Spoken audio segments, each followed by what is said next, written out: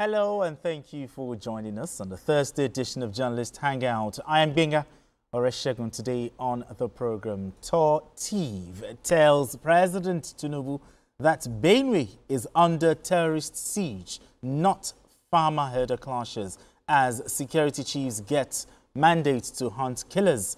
DSS officials tells court IPOB killed more than 170 security agents in the southeast, caught eating human flesh. And later on the show, Lagos seals hotels, lounges over noise pollution. Well, I'll be hanging out with Paul Dada and Tunde Abaton. Journalist Hangout starts right now.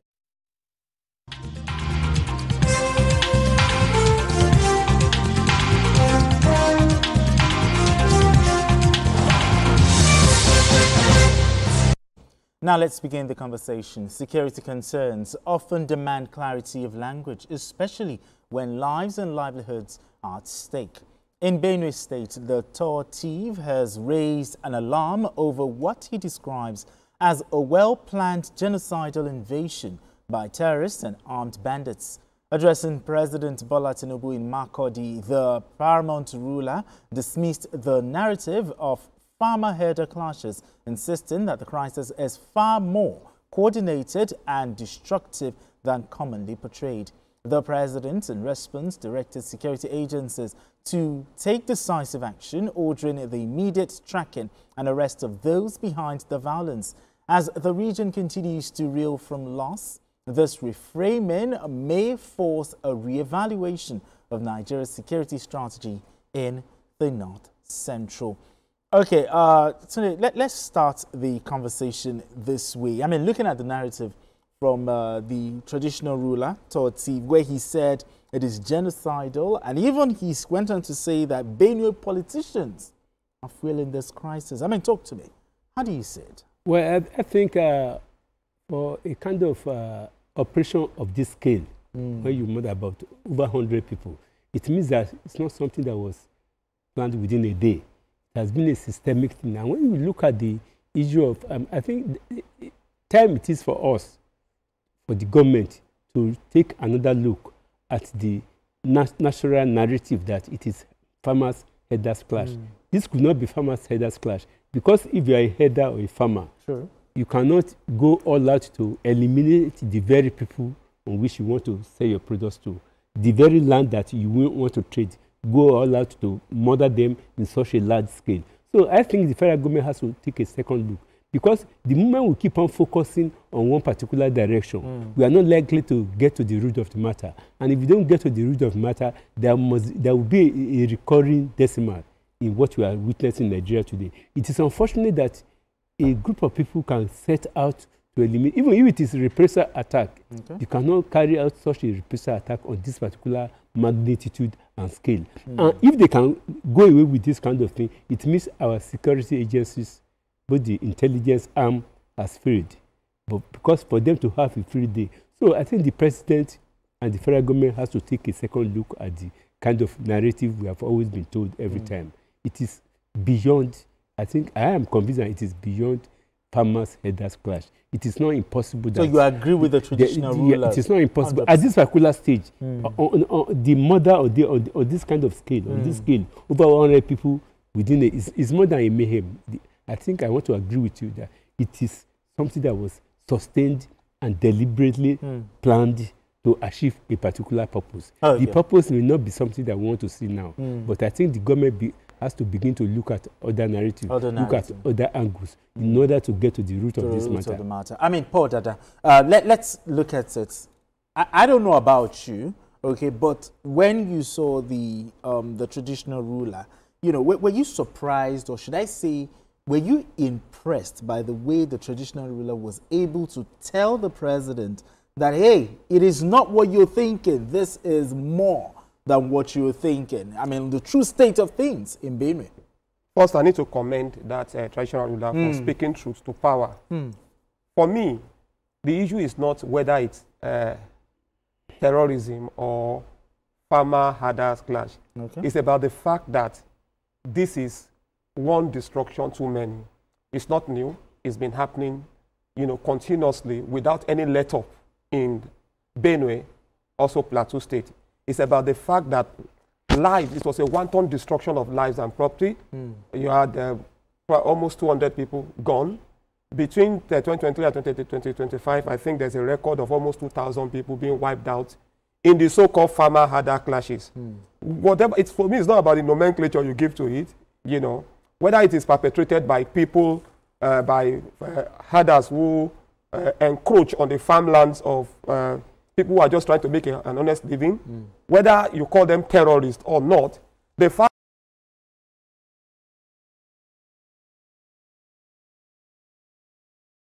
look, I watched an interview of one of them who said he lost 20 family members. Imagine the trauma that guy will have to deal with, not even for years. 20 family members killed, including his father. That's what we are talking about. We're talking about the fact that there is wanton destruction. We're talking about the fact that the security agencies have not been able to nip this in the bud. We're talking about the fact that these things, we are more reactive than proactive. When it comes to this incessant, destruction of lives and property. Yes, the third thief spoke his truth. Others might have another way of looking at it. In fact, if you ask, for example, the Herders Association, they may have their own narrative. But there's one thing all of us can't deny. Lives were destroyed. No matter how you're looking at it, when you want to define it as farmer-herder clash, it's fine. You want to define it as an orchestrated terrorist destruction or something, attack, it's fine. But what is important is that lives are being lost. True. And something must be done about it. All right. I mean, now the president has visited. Sunday, what next? Well, I think beyond the normal condolences to the traditional ruler and the people of that state, I think I want the president to implore the service chiefs and the security to have a change of tactics. We cannot continue to deal with an age-old problem in the same way. You come, make a statement, make a proclamation. At the end of the day, 3 months later, 2 months later, the same thing will repeat itself on a larger scale than you ever imagined.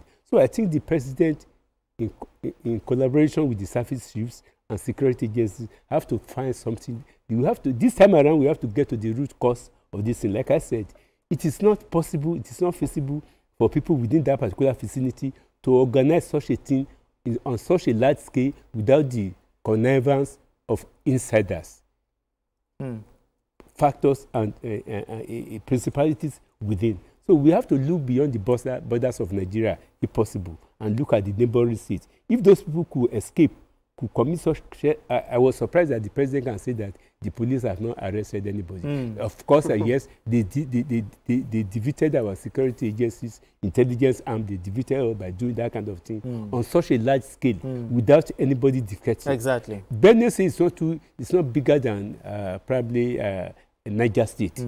That has the whole of southeast of Nigeria, Niger State is bigger than that. So I think Benue State, because of the farming community, the security agency should be able to do that thing without necessarily relying on others. But then, if they can do such thing on such a large scale, it means that we have to look within. Within.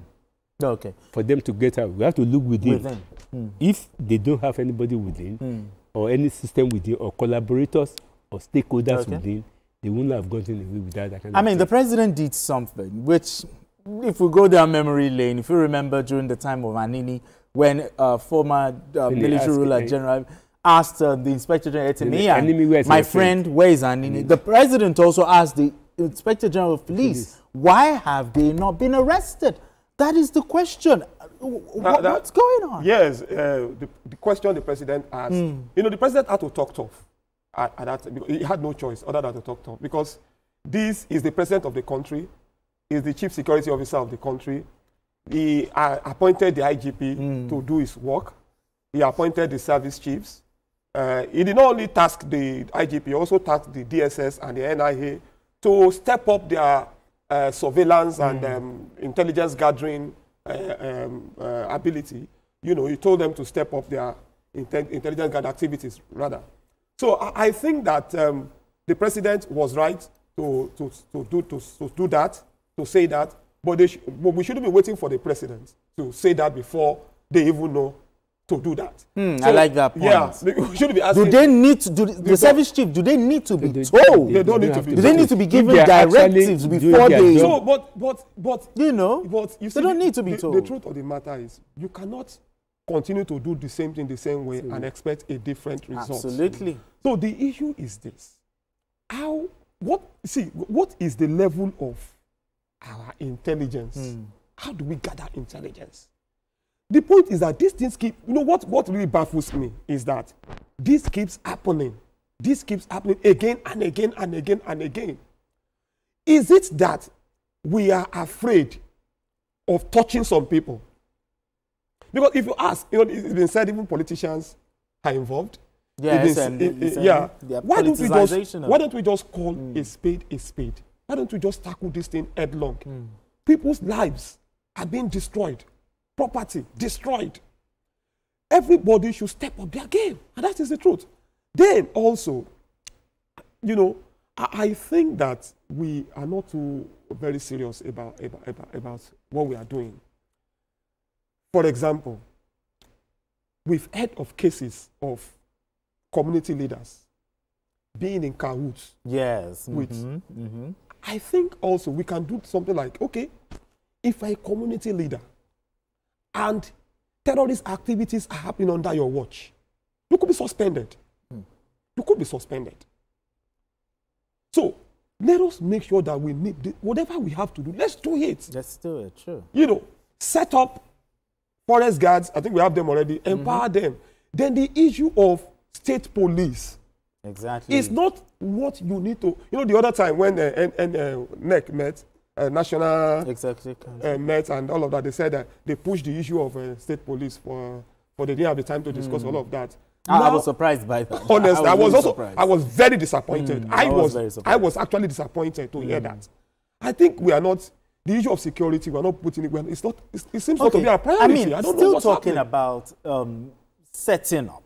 Yes. The president directed the governor to set up a committee, comprising of former governors and traditional rulers. He said he's ready to meet with them, maybe in Abuja, and he's ready to invest in peace. But this move, this approach, are you confident that it will work? Are you confident that it's a step in the right direction? Well, I think the security issue in the country today has gone beyond talk shop. We have had a lot of conferences, we have a lot of meetings, we have a lot of committees, we have a lot of aggregations that have been set up for similar cases over a long period of time. I think it is time for us to be able to sit down and sieve out all the recommendations that are made based on our experiences of the past and be able to do something definitive.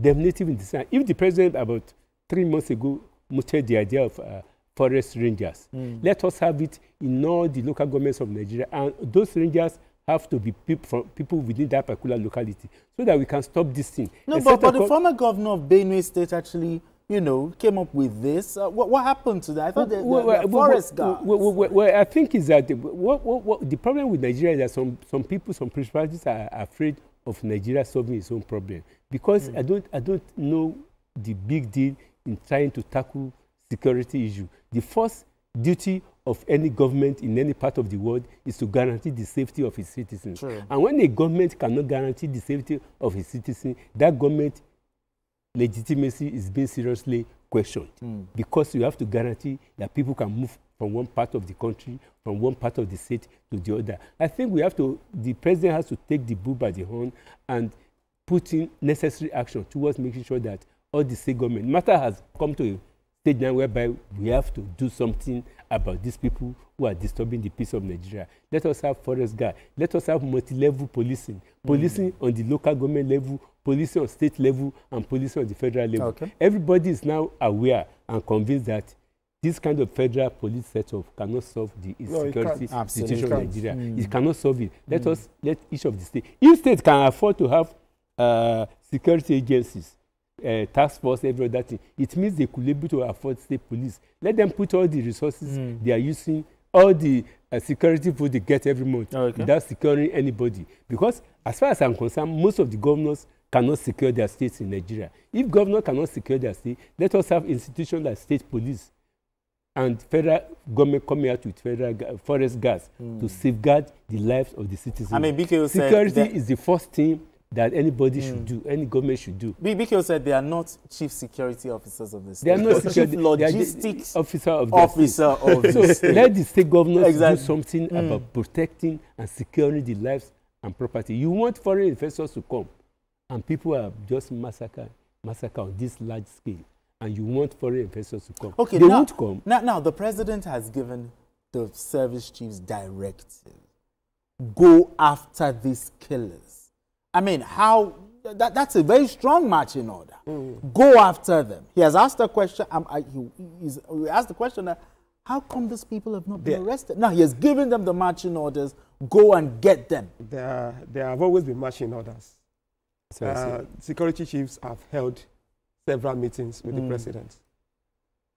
The NSA is working. I think we should just try and see how to change our methods or how to upgrade our methods. Are you talking about changing the entire security architecture? No. We talk about state police, for example. There's nothing also wrong in setting up civilian joint task forces in Benue and Plateau State, like we had in the Northeast. In the Northeast. And the JTF, the civilian JTF, actually helped the military. The exploits. There's nothing wrong in that. There's nothing wrong in giving them night vision goggles. There's nothing wrong in empowering them with drones. There's nothing wrong with all of that. You know, equipping them to be able to monitor and mount surveillance, take surveillance measures. You know, there's nothing wrong in that. There's nothing wrong in winning the confidence of the local populace. You know, I mean, I'm talking about security agencies now. Winning the. Then they must also be seen not to be partial. Because look, there's a trust deficit between the people and the security agencies. Because there is this allegation that the whole thing is being politicized. You can't politicize lives.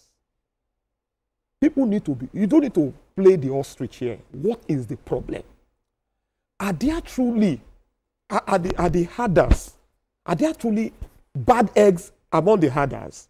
You know, and because you see, the truth of the matter is, sometimes I think the authorities have not fully defined what is happening. And that's what Totti was saying. Now, hold on. They are not looking at it as... Hold on a bit. You said, even though the traditional rulers said this thing has been politicized, Benue politicians are behind this. I heard someone say that if the traditional can be bold enough to have said that, he should go a step further by naming names. Yeah, it may tell us that. Don't just give a blanket. He may not say that. No, he may not say that in the public. Why? He may not say that in the public. But he should give that information. So the security agents. Yes. And if there are truly politicians behind it, let's grab them. Let's grab them. Let's nab them. There should be no sacred cows. That's what that's what I'm saying. Absolutely. If politicians are behind it, it means one thing. That they are more interested, what they are interested in is more than in ruling that particular state. They are interested in causing serious instability. No, some people profit from crisis. Is it to bring about state of emergency in the state? Because if you want to preside, you want to, there's a Yoruba adage which says that you don't urinate into a river you are going to drink from. You are killing the same set of people that you want to rule. Is it sensible?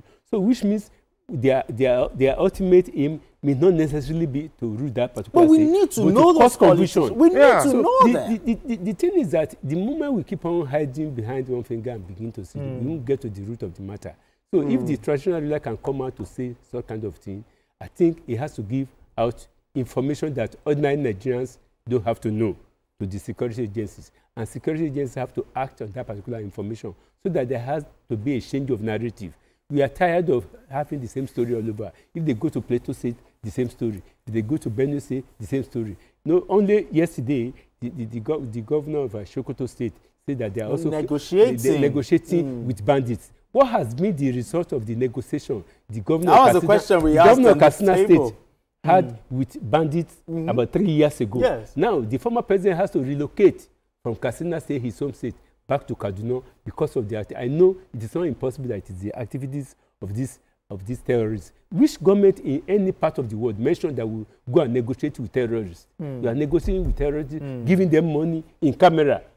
But okay, now to round up this conversation, just in 1 minute. Now that the president has visited, do you think Benue State will have, you know, some level of peace and stability and some of the things planned? If the security agencies and the government do the needful. If not, these people will be emboldened enough to do something, to commit sin, crime on a worse scale. So the political will needs to be there. There has to be political will. We have to do something that is bigger, that they will take the government more serious, not than this talk shop. Enough of talking. Let me talk to just in 1 minute. Governor Halia. Governor Halia, you need to show that you are more sensitive towards the people's plight. The jamboree-like welcome you get to the president was not necessary. The public holiday you declared was not necessary. People trooping to see. In fact, if they should have won Ashwebi, they should have all of them should have been in black. You know, showing the president how that we're mourning. That we're mourning. So, Governor Halia should. I don't know how Governor Halia sleeps. You know, I don't know how he sleeps. How he's able to sleep with his two eyes closed. Please, Your Excellency, do everything you can to make sure that your state stops burning. Absolutely. Absolutely. Very, very, very strong one coming from Paul Dada. All right, gentlemen, let's move straight to our next conversation. Now, internal security threats